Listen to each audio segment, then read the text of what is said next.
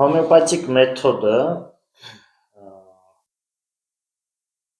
ի համեմատություն ալոպաթիկ մեթոդի, որ այսօր կա, համատարած համակարգային նկատի ունեմ, առավելություններ ունի բոլոր կողմերով և արմատապես մեթոդի տրամաբանությունը և փիլիսոփայությունը տարբերվում է ժամանակակից ալոպաթիկ մեթոդից։ Ժամանակակից ալոպաթիկ մեթոդի փիլիսոփայությունը հիմնականում կայանում է սիմպտոմատիկ բուժման մեջ, այսինքն ախտանիշը ճնշել, սրտխառնոց կա, սիրտը խառն է, հետ է տալիս, ճնշենք այդ ախտանիշը, որ էլ հետ չտա, գլուխը ցավում է, գլխացավի տեղ է, ճնշումը բարձրացել է, այս հաբը խմեք, թող արհեստական իջնի, շաքարը բարձրացել է, այս հաբը խմեք, արհեստական իջնի, այսինքն մեխանիզմները չեն աշխատում, մեթոդոլոգիան, փիլիսոփայությունը հիվանդությունը հանելու, պատճառը գտնելու հանելու հարցում չեն աշխատում։ Նորագրացություն կա, կտրենք, գցենք։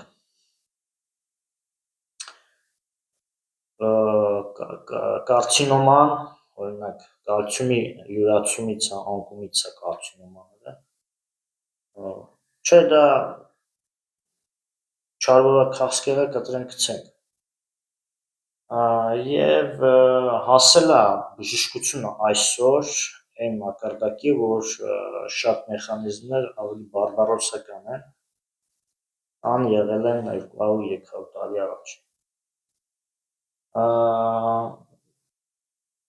Շաքարային դիաբետը բուժման համար, եթե երկրորդ տիպն է շաքարային դիաբետի ու արհեստական շաքարի մակարդակը բարձրացնող հաբ է նշանակում, այդ բժիշկը ավելի է բարդացնում հիվանդությունը։ Եթե շաքարային դիաբետի արդեն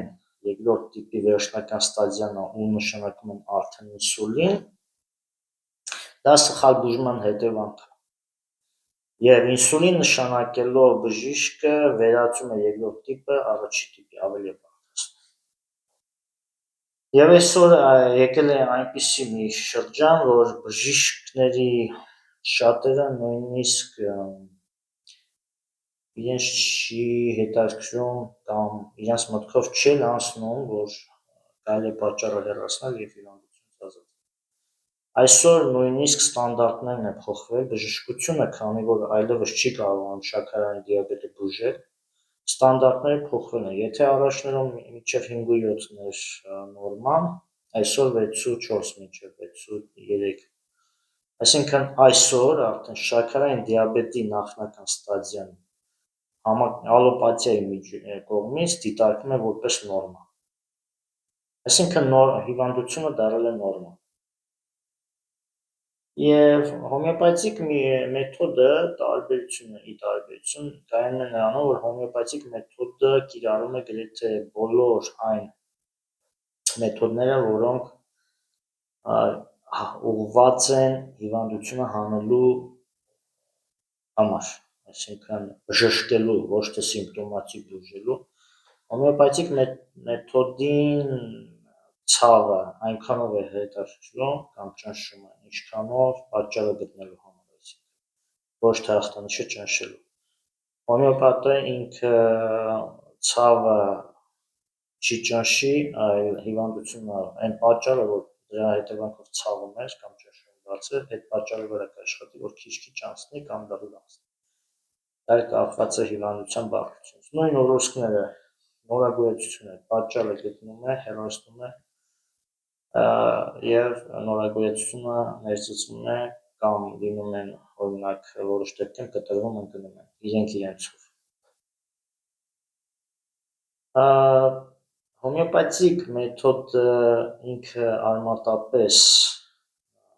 տարբերվում է դրանով, որ բժշկում է այս չի ճնշում ախտանիշը, դա մեկ։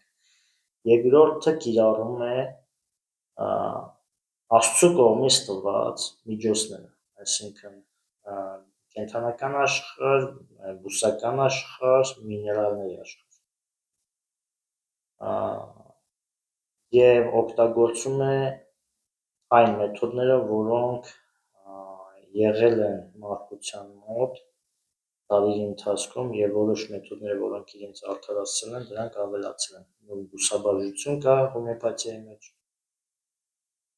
Իսկ այն մեթոդը, որ այսօր կա ալոպաթիկ, դա հիմնված է մարդկային ենթադրությունների վրա։ Եվ մեծ մասամբ ալոպաթիկ ենթադրությունները դրանք մարդկային հպարտ մարդկանց ենթադրությունների վրա, որոնք ի վիճակի չեն շատերը ալոպատներից, եթե նայում եք, ի տարբերություն հոմեոպաթների, ալոպաթների մեջ նույնիսկ հասնում է այն մակարդակի, որ մասնագետը նույնիսկ չի էլ ցանկանում խոստովանել, որ ինքը սխալ է։ Նույնիսկ արդարացնում է, ինքը կարող է պացիենտին սպանել իր սխալ բուժումով, բայց ինքը դա վերագրի պացիենտին, այսինքն մեղք է գցի կամ պացիենտի վրա կամ մեկ այլ պատճառների մեջ գտնի, բայց ինքը մեղավոր չի։ Նույնիսկ բազմաթիվ սխալներ գործելուց հետո ինքը չի ասի ես սխալ եմ։ Նույնիսկ եթե վիրահատել է շատ մարդկանց ու տեսել է, որ հետո հետևանքներ են լինում, ինքը էլի չի խոստովանում մեծ մասը։ Դա հենց հպարտության պատճառով է լինում։ Այնինչ հայտնի լավագույն բժիշկները միշտ ասել են, որ ճշմարիտ բժիշկը ինքը պետք է խոնարհամիտ լինի եւ իր սխալներն էլ ընդունի, եթե սխալ է անում։ Հոմեոպաթիկ մեթոդը նաեւ այս առումով է տարբերվում, այսինքն ինքը, եթե հոմեոպաթներին համեմատենք ալոպաթների հետ, ավելի հետևողական են իրենց գործերի մեջ, իրենց արարքների, իրենց խոսքերի մեջ եւ մեթոդների։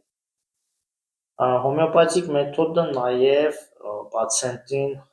չի դիտարկում ինչպես ալոպաթիան որպես նյութ, այլ դիտարկում է որպես մի ամբողջություն, այսինքն հոգեվոր էակ, որի հիվանդությունների մի մասը պատճառներ կարող է լինել հոգեվոր տատանումները, հոգեվոր ապրումները, բնավորությունը, մի մասը ապրելակերպը, մի մասը նյութական աշխարհի ազդեցությունները, դա էլ է։ Այսինքն մի ամբողջություն է նայում պացիենտին եւ նայում է նաեւ հոմեոպաթիան նայում է կենսական ուժին օրգանիզմի, որովհետեւ Աստված մարդուն ստեղծել է այդպես, այսինքն մարդը ունի ինքնավերականգնման կենսական ուժ, որը կախված չի մարդու կամքից։ Հոմեոպաթիան հենց այդ ոլորտում էլ աշխատում, ի տարբերություն ալոպաթիայի։ Բացի այդ, հոմեոպաթիկ դեղամիջոցները հակված են բժշկել, այսինքն մարդը կախվածության մեջ չի ընկնում թերապիայից, այսինքն բժշկվեց, այլևս այդ հաբը չի խմում, այդ պրեպարատը չի օգտագործում։ Ալոպաթիկ մեթոդը հակված է թերապիայի առումով, այսինքն գցել կախվածության մեջ, դա բիզնես է, որպեսզի պացիենտը ոչ թե բժշկվի, այլ անընդհատ մինչև կյանքի վերջ այդ օգտագործի, հորմոն խմի ամբողջ կյանքին, շաքարիչացնող հաբ ամբողջ կյանքում խմի, հետո արդեն սրսկվի ինսուլին ամբողջ կյանքում։ Ճնշում իջեցնողը, ինչի ճնշումը բուժվի, այսինքն բժշկվի երիկամները, որպեսզի ճնշում չունենա, թող ճնշումը ոնց որ անընդհատ լինի, անընդհատ հաբը կխմի։ Այսինքն մեթոդոլոգիան արմատապես տարբեր է եւ փիլիսոփայությունը։ Հոմեոպաթիան ուղղված է մարդուն օգնելուն, իսկ ալոպաթիան մարդուց շահ գտնելուն, այսինքն եւ որպես կանոն ալոպաթիկ մեթոդը մինչև 1906 թիվը արդեն համարվում էր հոմեոպաթների կողմից հին դպրոց, այսօր էլ է դա հին դպրոց, բայց 1906-ից երբ որ սկսեցին մասոնները ակտիվ դրանով զբաղվել, այսինքն բիզնես սարքել այդ ալոպաթիկ մեթոդի վրա, այսօր նորից այդ մեթոդը ապրում է իր վերելքը, Եվ ինչու են վստահում ալոպաթիային, սովորաբար հոմեոպաթիայով բժշկվում են կամ բուժվում են խելացի մարդիկ։ Խելացի, ում հետաքրքիր է իր հիվանդությունը, ով պատրաստ է լսելու, ով ինքը իր խելքին չի հետևում, որովհետև շատերը կան իրենք իրենց դիագնոզը նշանակում, եւ ոմանք էլ վստահում են այնպիսի մարդկանց, ովքեր ցուցադրական են, այսինքն հակու կապը, ասենք մեկ էլ կոչումները եւ այլն, այսինքն եւ որոշ մարդիկ էլ վստահաբար, որովհետեւ սովետական միությունից եկել է, որ պետք է, այսինքն մարդկանց մտցել են, որ պետք է վստահել, որովհետեւ պետությունը որակավորում է տվել վերջ։ Բայց ճիշտ է, սովետական միությունում կային լավ բժիշկներ, բայց այսօր ցավոք սրտի, չնայած դա արդեն սովետական միությունից է սկսել բժշկությունը հետընթաց ապրել, բայց այսօր հասել է իր վերջնական գագաթնակետին, դառնալով վերջնական բիզնեսի աղբյուր։ Նույն հետազոտությունները, շատ հետազոտություններ իզուր պացիենտներին հրամցնում են, այսինքն հնարավոր է նույն ձեռքերով էլ իմանալ, այդ մարդու մոտ կա ցիրոզի նախնական ստադիա թե չէ, եւ ախտանիշներով իմանալ, բայց այդ մարդուն այնքան անալիզներով, այնքան հետազոտության, որ շատ գումարներ մուծի, շատ ու որ նոր իրեն ասեն ինչ-որ տոկոսային հարաբերություն կա։ Ու զարմանալին այն է, որ մարդներ այսօր շատ պացիենտներ հենց դրան են գնում, որ անկանոց, որ անալիզները, այսինքն երկար բարակ գրած լինի։ Եվ այստեղ հիմնական հոմեոպաթիայով բժշկում են, այսինքն այն մարդիկ, ով սիրում է մտածել, ով հակված է բժշկվելուն, այլ ոչ թե ցավազրկող խմելով ամբողջ կյանքում զբաղված, ով երկարատև առումով իր հետագան հասկանալով, մտածելով, ուզում է հետագան առողջ կյանք եւ երկար կյանք ունենալ։ Այսպիսի մարդիկ են հիմնականում մեծ մասամբ հոմեոպաթիայով բժշկվում։ Այստեղ ընտրության կարիք կա եւ մեթոդոլոգիայի մեջ եւ թե ինչ են պացիենտը ինչ է ակնկալում կամ ինչ է ցանկանում, ցավը պահին ճնշի, թե ցավի պատճառը հեռացվի։ Ալոպաթիկ մեթոդը ինքը արդեն հասել է այն մակարդակին, որ այլևս նույնիսկ արդեն իրենց վստահող պացիենտներից շատերը ՀԲԽՄ-ն ավելի են վատանում։ Օրինակ գաստրիտը բուժելուց ավելի է հետագայում ստամոքսը սկսում ցավել կուրսը խմելուց հետո։ Լյարդը բուժելուց ստամոքսի այրոցներն խրոնիկ առաջանում։ Աղիները բուժելուց լյարդի ցիրոզ է առաջանում, այսինքն բրոնխիտը բուժելուց շաքարային դիաբետ է առաջանում, կովիդը բուժելուց շաքարային դիաբետ է առաջանում։ Սրանք բոլորը ժամանակակից ալոպաթիկ մեթոդի տպավորներ են։ Հոմեոպաթիկ պրեպարատները դրանք բնական միջոցներից ստեղծված պրեպարատներ են։ Լավագույն հոմեոպաթները շատերը իրենք իրենց ձեռքով են պրեպարատները սարքել, ոմանք էլ գնել են։ Նաև նշեմ, որ անհնար է մասնագետը միաժամանակ լինի ալոպաթ եւ հոմեոպաթ։ Եթե այդպիսի մասնագետ կա, դա